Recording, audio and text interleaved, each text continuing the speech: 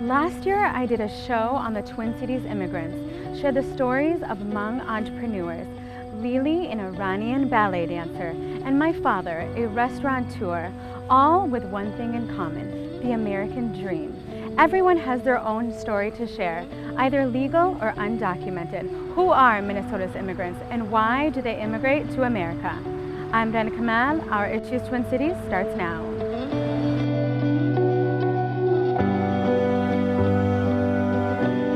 Immigration in the U.S. is complex. The demographic phenomenon is a major source of population growth and culture change throughout much of America's history. Today, there are 41 million immigrants across America. In Minnesota alone, about 400,000 residents are foreign-born. The increase in foreign-born residents. Allison is a research scientist at Minnesota Compass. What have been the historical trends of immigrants here? Numerically, flows of immigrants have gone up and down over time. When we look at peaks, we see in 1920, we had close to 500,000 immigrants living in Minnesota. That number dipped by 1970 down to 100,000. Why is that? It has a lot to do with major legislation that was passed. So in the 1920s, for the first time, a numerical limit was placed on the number of immigrants that could come to the U.S. And it also favored certain countries of origin, mainly in Northern and Western Europe. And so over those several decades, we saw the number of foreign-born living in Minnesota drop to 1970, about 100,000. After that, we've seen it rise back up again to nearly 400,000 immigrants living in Minnesota today. Why Minnesota in particular? Minnesota is a welcoming, friendly state. We have established communities of immigrants here, and so once a community establishes itself, it's easier for new immigrants to come and feel welcome if there are already people from their home country living here. We have great economic opportunities here in Minnesota, and we have great social services and supports for immigrants. Who are Minnesota's immigrants today? Today, it's a very, very diverse group of individuals. About 4 in 10 come from Asia. About 3 in 10 come from Mexico and Latin America. About 2 in 10 come from Africa, and about 1 in 10 come from Europe. And then a very small percentage come from Canada and Australia. Most immigrants who reside across America hold a legal status of some sort, but there are also many undocumented immigrants who live in the United States illegally. Although the actual size of the illegal immigrant population is uncertain, the current population is thought to be 11 million unauthorized immigrants living in the U.S. today. Well, I suggested to my dad I go to the U.S. He said, yes, I will support you to go to the U.S. And that was it. Khalid took a chance and came to America with hopes of a better future. His journey was anything but a smooth ride. The first stop in his 2-year migration to the U.S. was Ecuador. I connected with a gentleman, his name is Steve, and that was a coyote, he was African American. What do you mean by coyote? Coyote is the person who takes people from a country, smuggle people from a country to another country. I met Steve, and I was actually by myself. So, you know, I worked things out with him, and we joined, me and him, we went through, went out from Costa Rica by bus, you know, and to the border areas, and we have to swim through the lake, Managua Lakes, where we actually hitting crocodiles with sticks so they wouldn't eat us in the lake. After surviving his escape through Managua Lake, he made it to Nicaragua. Next, he traveled through Honduras, El Salvador, and then Guatemala, all in 3 days, some days by bus and some days by foot. So I met with an Egyptian person living in Guatemala. He is associated with, you know, coyotes. Then I made my first attempt and to cross Mexico into the U.S. and I got caught in Mexico City. Khalid was put into immigration camp and sent back to Guatemala. After a few months, he made his second attempt to cross into the U.S. which entailed riding in a banana bus and hiding with luggage under a bus like a pack of sardines. It was another failed attempt. His third attempt changed his life forever. We made it all the way to Matamoros, the other side of Bronzeville, Texas. But I crossed between Mexico City and I become in the border, the Mexican side of the border with the US. All right. We spent one night over there, and then the next day, a couple of nights, and then we went inside a van that drove us to the border area, to the river, very much to the other side of the river. And we just swam in the river. You swam in the river? Exactly. We swam in the river to the other side, and very much it's running for about like half an hour. And then we get into swamps, you know, kind of like foresty kind, swamps kind, where mud very much comes to like above your knees. We crossed the swamps in about 20-30 minutes. And then we have to walk, or speedy walk, what do you call that? Power walk. Power walk, yes, power walk, for about 8 hours. And that's what's known to be Linea Caliente, or the hotline. They call it the hotline. This area, I think it's about like 50 miles or 60 miles, something like that. And the issue about it, it's very much, anybody get caught in this area very much will get deported. There is heavy presence of immigration. You know, once you cross this area, you are inside the US, no immigration will ask you for nothing. Then we get into a car that has hay, cow's hay. You know, we went under the hay and drove us about like 20 to 30 minutes. And then we take another car for, I don't remember for how long. And the first place was Houston, Texas. I am in America, I'm free. From that day, he lived illegally for 8 years, got married, started a family, even found work. What was it like living illegally in the United States for 8 years? I came from a very difficult background country, you know. So really having to work hard in here, it's not a problem, you know. That isn't a big deal. You know, the harsh part is just having to stay behind, having to live under the shadow. You know, I mean, healthcare, you don't have healthcare. Very much, you don't feel safe.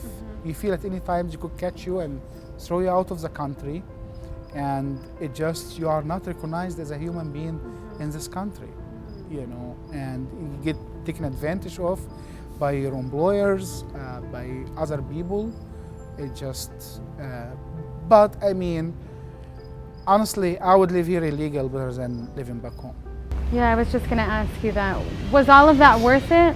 Leaving your country, leaving your family, your brothers and sisters, and everything you went through throughout your journey to the United States? Absolutely. I will give you a very personal topic or personal point. You know, I got some illness in 2011. It cost the county about $120,000 for treatment. If I didn't get this treatment, I would die. Certain slow, painful deaths. Okay.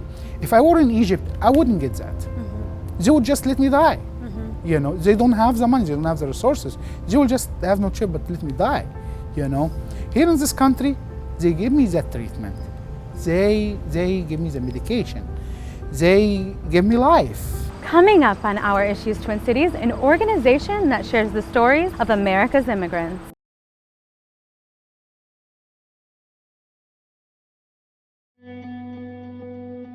The number of first-generation immigrants living in the United States has quadrupled from 9.6 million in 1970 to 41 million today. Almost 14 million immigrants entered the U.S. from 2000 to 2010. Why do immigrants come to America? Well, one of the primary reasons that immigrants come to America is the desire to work. We have a lot of economic opportunity in the U.S., but other reasons include they could be fleeing persecution in their home country, or they might want to be reunified with family members who are already living here in the U.S. This is what immigrants do. Teja is a first-generation immigrant from Slovenia. Now, what brought you to America? I wasn't giving it much thought, actually. I was working with refugees from Bosnia, and there was a lot of nonprofits, even international nonprofits, working as well there. And one of them was Open Society Institute. And someone informed me there, oh, by the way, there's also scholarships available for Slovenian people. You should fill one out. And I did. Soon after, I was invited to an interview. Before I knew it, I was one of 4 people in Slovenia to get the scholarship, and they assigned a school I will go to. So I ended up going to University of Wisconsin, Eau Claire. What was your immigration experience like? I do remember it was a big culture shock. You know, I had to live in a all-women dorm. I remember just feeling very alone and like not really fitting in. Luckily, there was some international students, although not many. There was only 100 international students in a school of 10,000. What's the most challenging part of being a first-generation immigrant in this country? Everyone has a different experience. The story with me is I met my future husband. I went back to Slovenia. He followed me. 4 years later, we got married and decided to come back to the States. And when we came back, obviously, he was my only family. I still have my parents and my sister and a lot of cousins and uncles and aunts, and all of them are back in Slovenia. So for me, having been now back and forth for 16 years, that is by far the hardest, because you miss funerals, weddings, anniversaries, birthdays. What's the most rewarding part? I love how in the United States there's really so many opportunities. Here people have a really good support network and they get encouraged, and you can really live your dreams.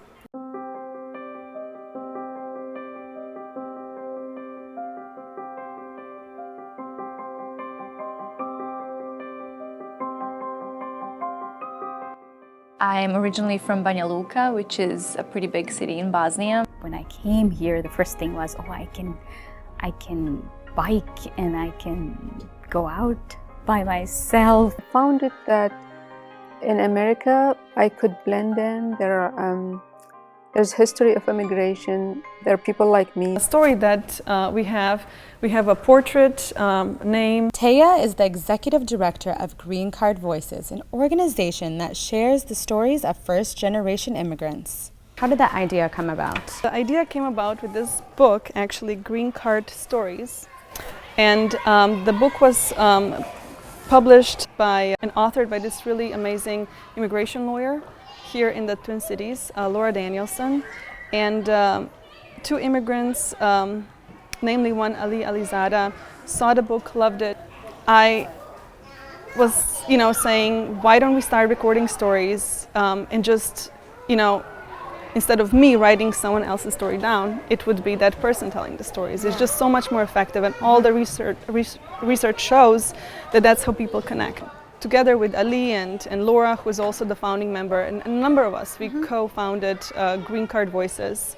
That's why we changed stories to voices, because it's a video now. Why is it important to build a bridge between immigrants and non-immigrants through stories? Through storytelling, we want to give an opportunity for the first-generation immigrants to be able to introduce their stories to people that have come before them, and to be accepted, to be better understood, to be given an opportunity to an inclusive participation here, and to be really seen as an asset in the community. A large issue immigrants face daily is how they are perceived by the media.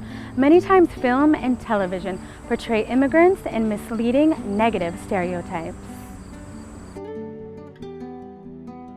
Through classroom discussions, panels, and exhibits, Teja sends a powerful message when challenging others to write down 3 words that come to mind when they hear the word immigrant. Illegal, brown, accent, not speaking good English, meatpacking factory. How do you challenge those who think negatively when they hear the word immigrant?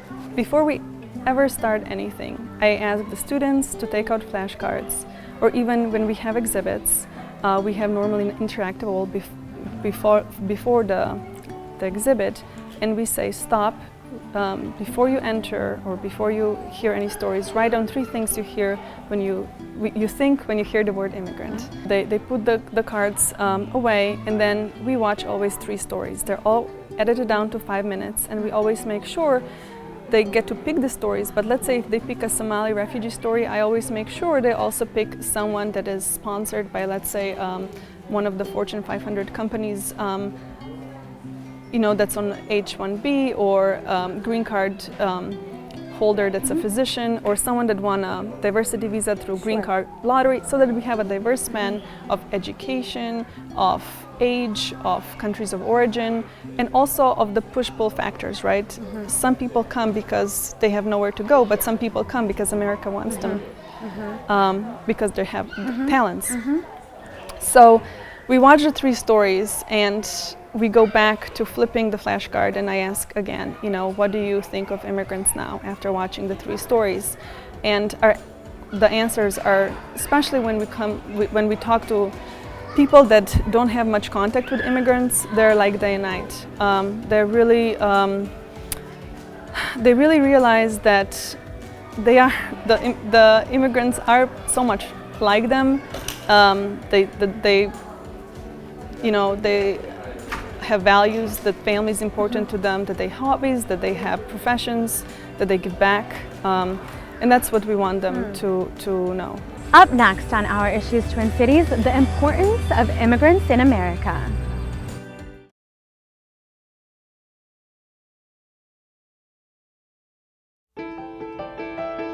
Although illegal immigration flows have fallen to their lowest levels in at least 2 decades, there are an estimated 500,000 illegal entries into the United States each year. Migration to the U.S. is difficult, expensive, and dangerous for individuals crossing the U.S.-Mexican border illegally. But life as an undocumented immigrant in America is many times just as strenuous and challenging. Khalid lived illegally in America for 8 years. He finally obtained his green card 3 years ago. How did it feel when you finally became legal? It felt great, and I felt like, you know, I don't need to be tied anymore, you know.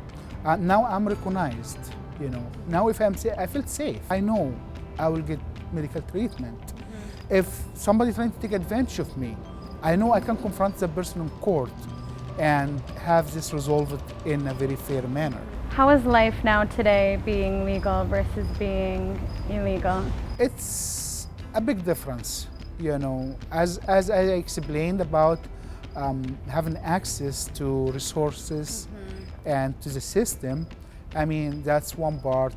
I mean, second part is being able to go back home, see my brothers and sisters and my extended family, and come back to the U.S. For Taya, America has been good to her too. When Taya came to the U.S. by scholarship, she also came for the opportunity.